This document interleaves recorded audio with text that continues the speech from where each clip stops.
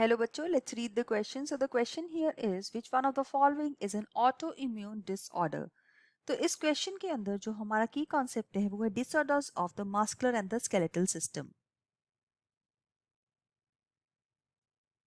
Disorders का मतलब है जो भी डिजीजेस हैं इसके साथ associated. So these are disorders of muscular मतलब मस्कुलर सिस्टम के अंदर एंड स्केलेटल सिस्टम मतलब जो बोनी पार्ट्स हैं उसके साथ एसोसिएटेड जो डिसऑर्डर्स हैं उसकी हम यहाँ पे बात करेंगे। तो यहाँ पे क्वेश्चन में दिया गया है ऑटो इम्यून डिसऑर्डर। सो जो ऑटो इम्यून डिसऑर्डर होता है इसका नाम होता है माइस्थीनिया ग्रेविस। ये एक तरह का ऑटो इम्यून डिसऑर्डर है जो कि न्यूरोमस्कुलर जंक्शन मतलब नर्व्स और मसल का जो जंक्शन है उसको अफेक्ट करता है। और ऑटो इम्यून का मतलब है अपनी खुद की इम्यूनिटी जो है वो हैम्पर हो रही है, जिसकी वजह से अपने सेल्फ सेल्स को ये नॉन सेल्फ कंसिडर करके उनको डैमेज कर रही है, जिसकी वजह से यहाँ पे आएगा fatigue, weakening of the muscles, weakening and paralysis of the skeletal muscles. तो ये इसके सिम्टम्स है। तो इस क्वेश्चन के लिए जो हमारा सही आंसर है वो ए ऑप्शन है। So let's mark option A as the correct answer.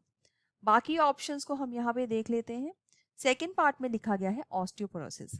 Osteoporosis calcium की डेफिशिएंसी की वजह से होता है, और ये कैल्शियम डेफिशिएंसी पोस्ट मेनोपॉजल मतलब मेनोपॉज के बाद जो वुमेन होती है उनके अंदर बहुत कॉमन है, बिकॉज ईस्ट्रोजन की प्रोडक्शन जो है उसमें कम हो जाती है। सो ईस्ट्रोजन लोअर होने की वजह से कैल्शियम मेटाबॉलिज्म पे जो फर्क आता है उससे जो बोन की डेंसिटी है वो डिक्रीज हो जाएगी, क्योंकि बोन्स के अंदर से सारा कैल्शियम जो है वो सीरम में आ जाता है। तो बोल calcium will bone density will decrease. So यहाँ पे ये ऑप्शन रॉन्ग है बिकॉज ये ऑटोम्यून डिसऑर्डर बिल्कुल नहीं है। थर्ड है हमारे पास मास्कुलर डिस्ट्रॉफी।